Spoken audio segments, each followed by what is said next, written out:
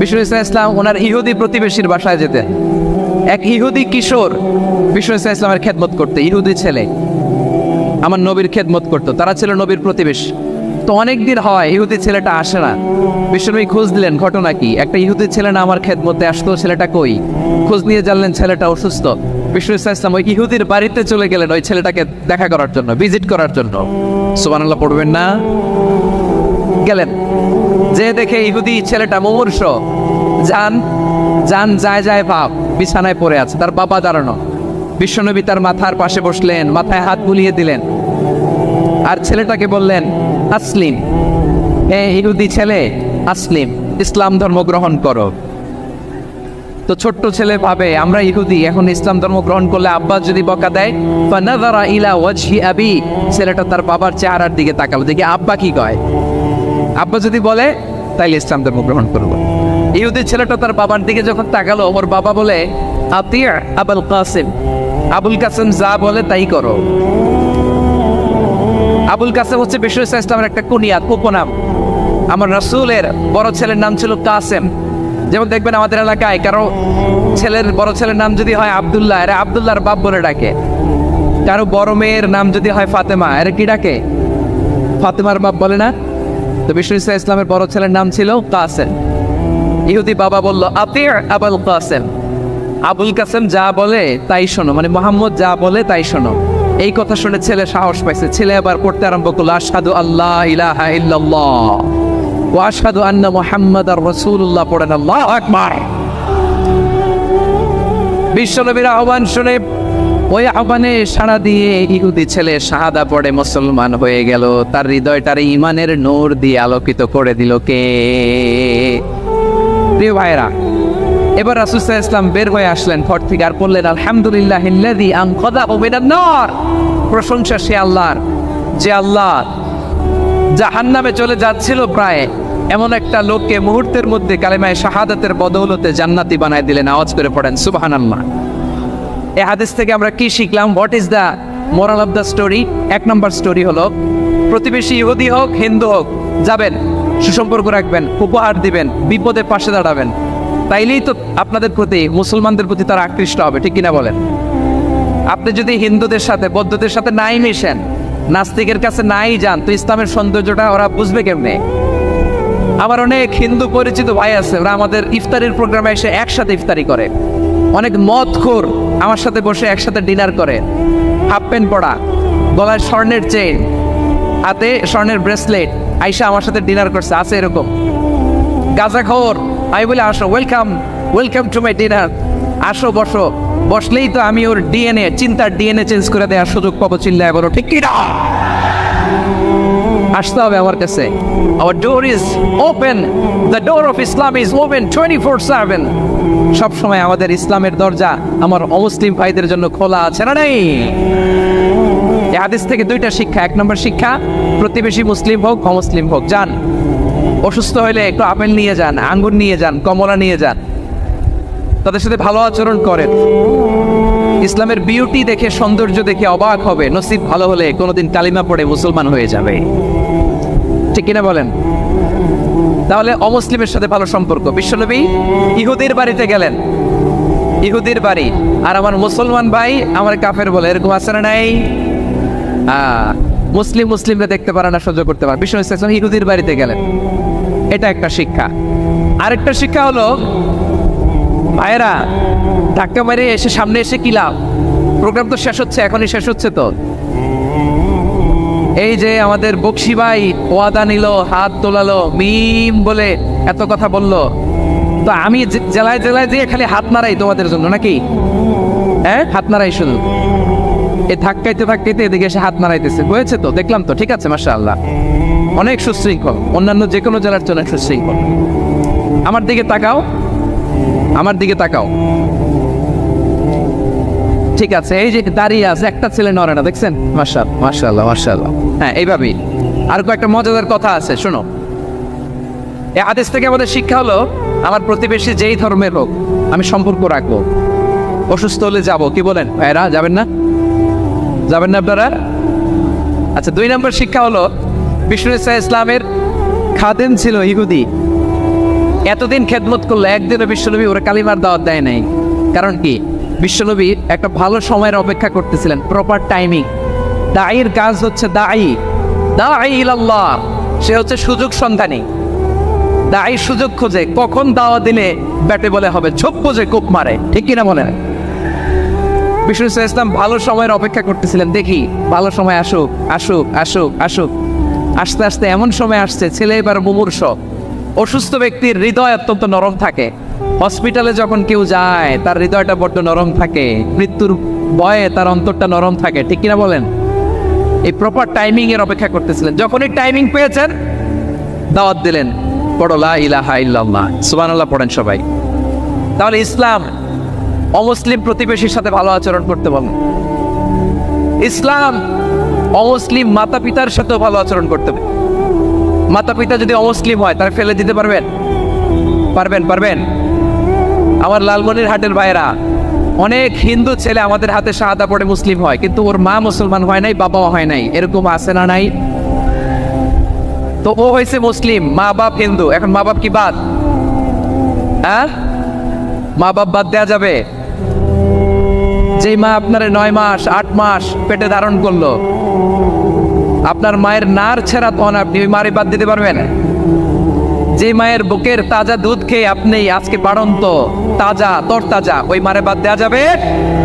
মায়ের এক ধারে দুধের দাম, কাটিয়া গায়ের চাম, পাপোশ বানাইলে ঋণের শোধ হবে না।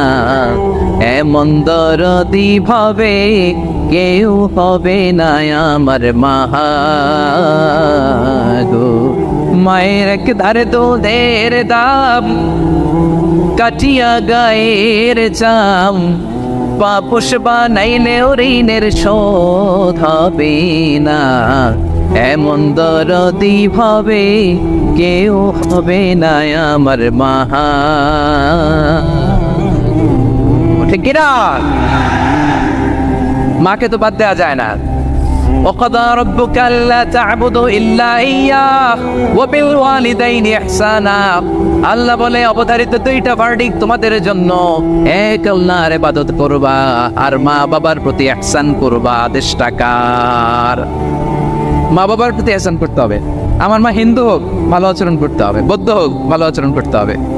আমার যে সমস্ত হিন্দু ভাইয়েরা মুসলিম হয়েছ, তোমাদের মা বাবা এখনো মুসলমান হয় নাই, তাদের সাথে ভালো আচরণ করতে হবে। আপনাদের খেদমত নিজে করতে হবে অথবা খেদমতের ব্যবস্থা করাই দিতে হবে।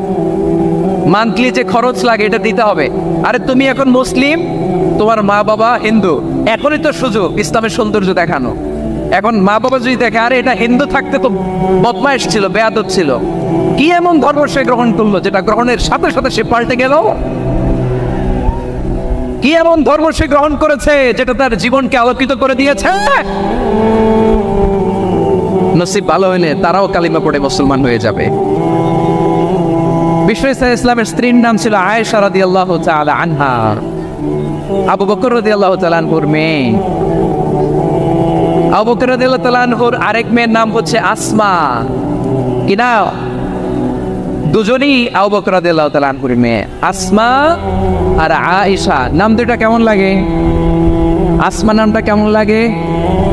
আয়েশা নামটা কেমন লাগে? সবার ভালো লাগে নাই? নাম দুটো আপনাদের ভালো লাগে? লালমনিরহাটে অনাগত যদি কন্যা সন্তান হয়, যদি মনে চায় আসমা রেখে দিতে পারবেন, যদি মনে চায় আয়েশা রেখে দিয়েন।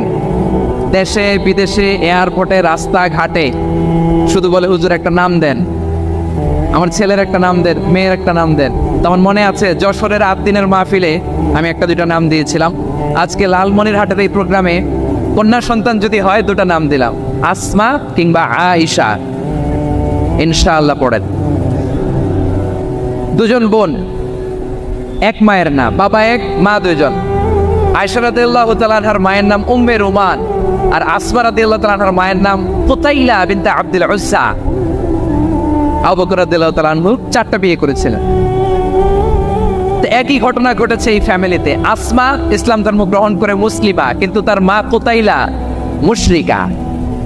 আই রিপিট, বোঝার জন্য আমি আবারও বলি, আসমা রাদিয়াল্লাহু তাআলা আনহা মুসলিমা, আর আসমার মা কোতাইলা, আওয়াজ করে বুঝে থাকলে বলেন, আসমার মা মুশরিকা। তার মানে মেয়ে মুসলিম, মা মুসলিম, বেজাল আছে না নাই? কিন্তু কোতাইলা আর ধৈর্য ধারণ করতে পারে না। নার ছেড়া ধন, কলিজার টুকরা ধন, কলিজার টুকরা সন্তান আসমারে দেখতে বড্ড মন চায়।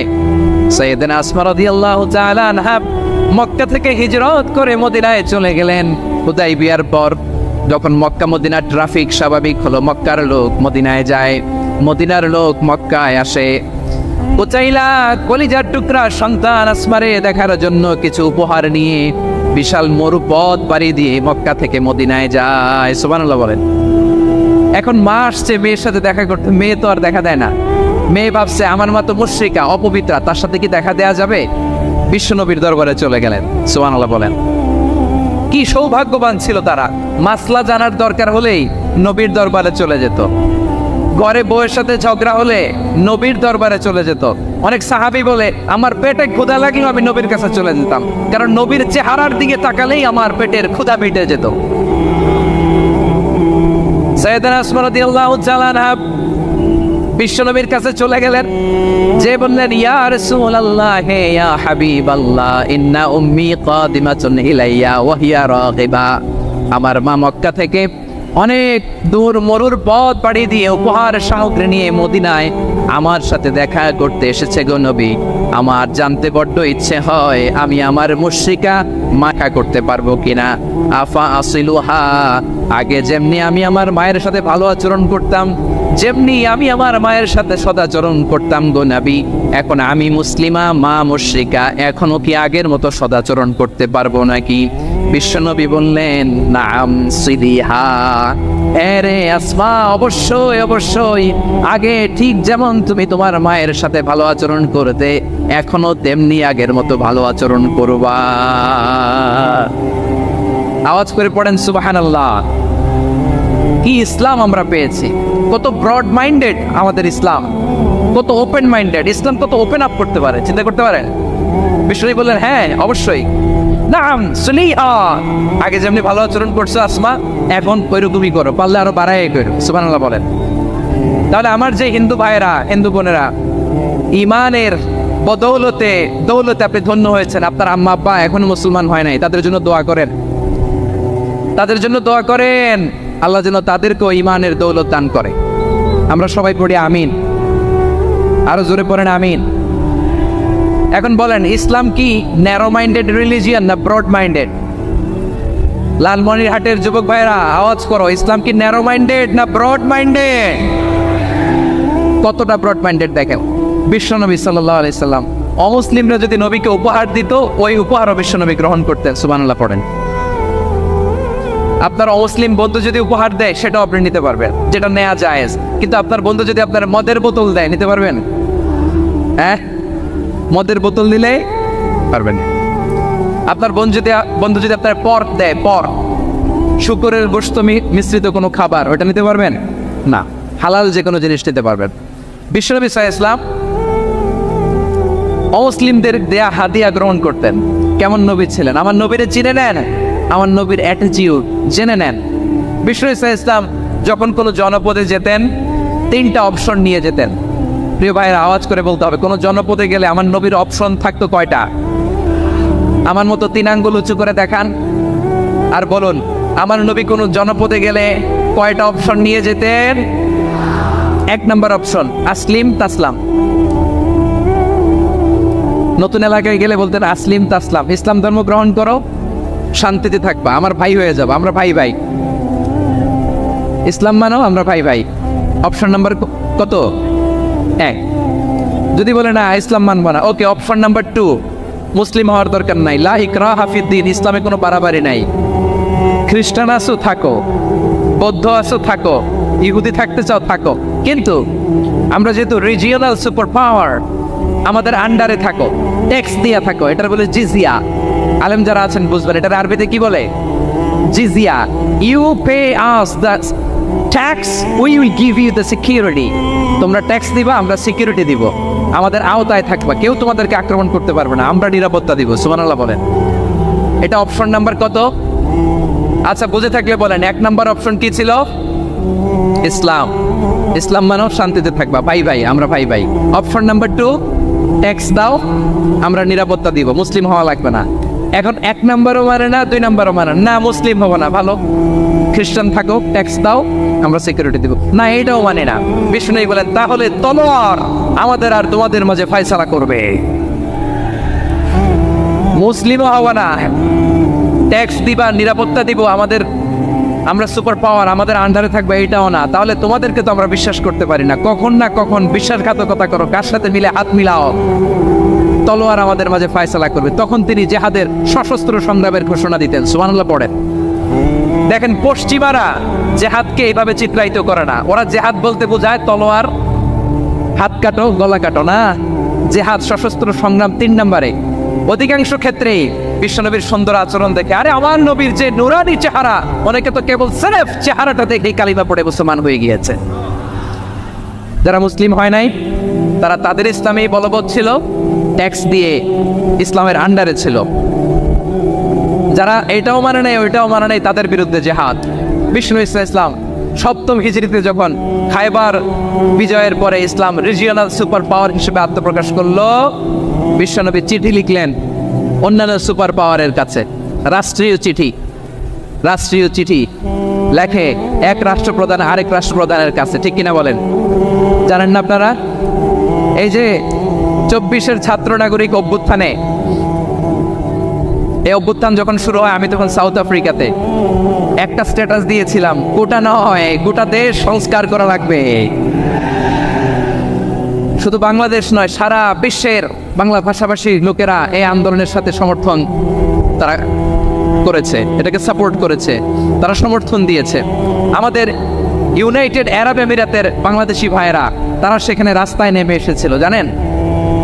ওইখানে ডেমনস্ট্রেশন করা যায় না, সেখানকার সরকার তাদেরকে যাবজ্জীবন দিয়েছিল। তখন আমাদের এই যে প্রধান উপদেষ্টা ডক্টর মোহাম্মদ ইউনূস সরাসরি G2G বলে, এটারে G2G, government to government, G2G, উনি চিঠি লিখলেন যে তাদেরকে, ইউর হাইনেস, এ সম্মানিত আমির, আপনি আমার এই চিঠির কারণে আমার সম্মানে এই 53 জন বাংলাদেশিকে মাফ করে দেন।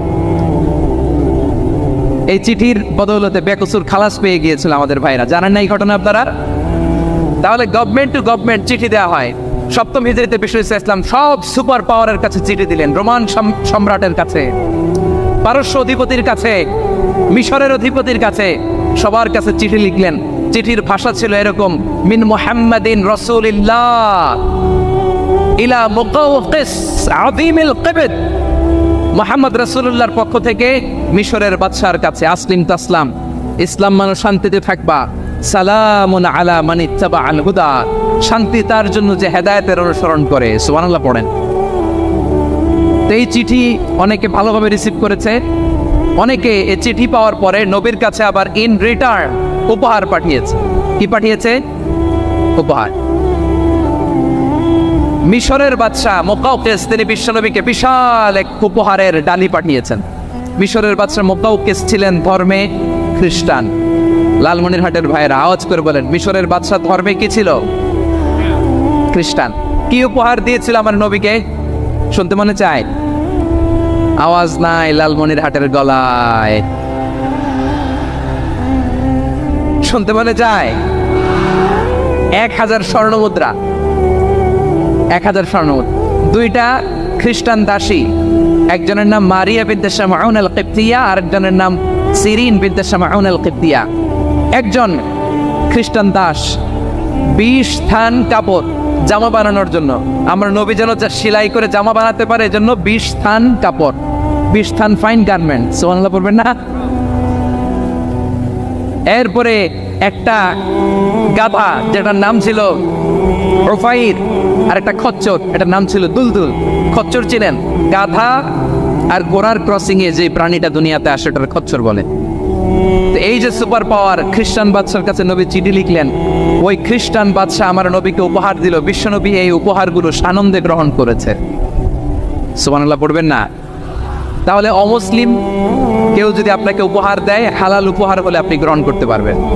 অনুরূপভাবে পারস্যের বাদশা, রোম সম্রাট, বিশ্বনবীকে উপহার পাঠিয়েছেন, আমার নবী সবগুলো উপহার গিফট গ্রহণ করেছেন। সুবহানাল্লাহ বলেন।